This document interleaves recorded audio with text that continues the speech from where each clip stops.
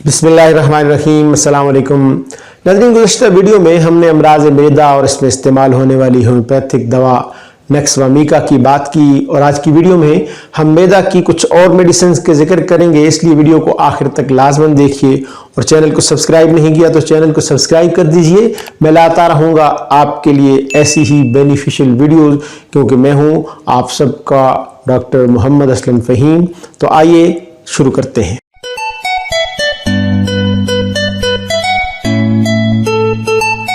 नाज़रीन, एक और मेडिसिन जो मैदे के हवाले से बड़ा मरकज़ी किरदार अदा करती है वो है कार्बावेज।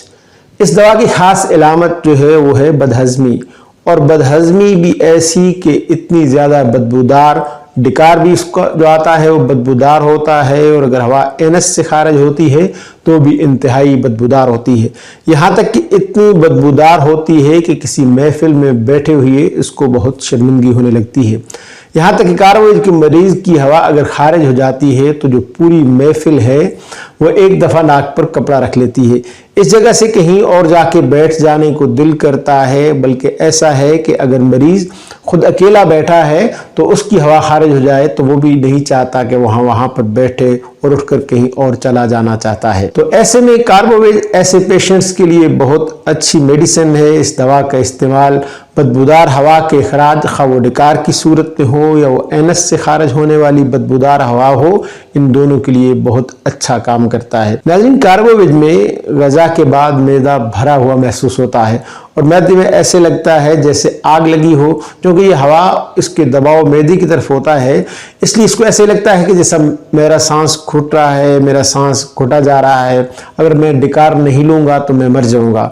और दिल की धड़कन भी बढ़ जाती है, जाहिर है प्रेशर जो है वो दिल पे आता है। कार्बावेज आमतौर पर बूढ़े आदमियों की पुरानी बदहज़मी की बहुत अच्छी दवा है, जो इस बात की शिकायत करते हैं कि मैदे में गैस भरी है और मैदे में जलन हो रही है और बदबूदार हवा खारिज होती है।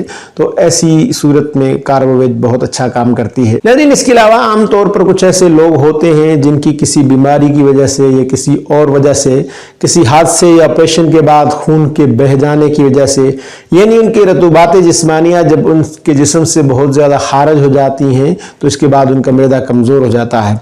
जिन लोगों की नई नई शादी होती है, इन लोगों को भी आमतौर पर मैदा कमज़ोर होता है और अक्सर बदहज़मी का रोना रोते हैं। ऐसे लोगों के लिए एक और होम्योपैथिक दवा है चाइना। चाइना में भी कार्बावेज की तरह ऐसे ही होता है कि अगर हवा खारिज नहीं होगी तो मरीज़ को चैन नहीं आएगा, लेकिन चाइना और कार्बावेज में जो सबसे बड़ा फ़र्क है वो ये है कि चाइना की हवा बदबूदार नहीं होती, जबकि कार्बावेज की बहुत बदबूदार होती है, क्योंकि मैदा की कमज़ोरी की वजह से ग़ज़ा हज़म नहीं होती है।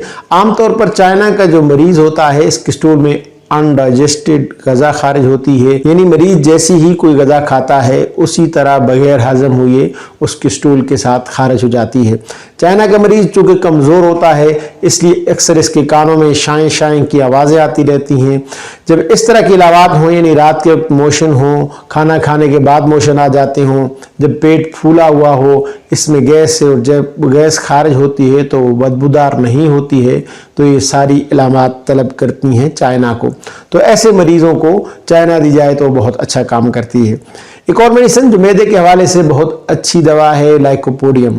इस मेडिसिन में जो गैस है वो बहुत ज़्यादा होती है, लेकिन इस गैस का ठिकाना जो है वो नाफ के नीचे का हिस्सा होता है। नाफ से ऊपर गैस हो तो कार्बावेज काम करती है, और अगर गैस तमाम पेट के अंदर है तो चाइना काम करती है, और अगर गैस सिर्फ राइट साइड पे हो तो लाइकोपोडियम काम करती है। इसी तरह अगर गैस लेफ्ट साइड पे है तो नेक्सवामिका उसकी दवा होगी।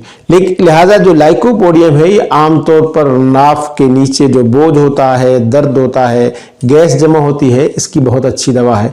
इसकी सबसे बड़ी इलामत ये है कि मरीज़ को खूब भूख लगती है, लेकिन जब वो खाना खाने लगता है तो 2-4 लुक़्मों में ही उसका पेट भर जाता है। जाहिर है जब खाना खाते के साथ ही उसके पेट में गैस जमा शुरू हो जाए और सारा पेट उसका गैस से भर जाता है तो फिर खाना कहाँ डालेगा।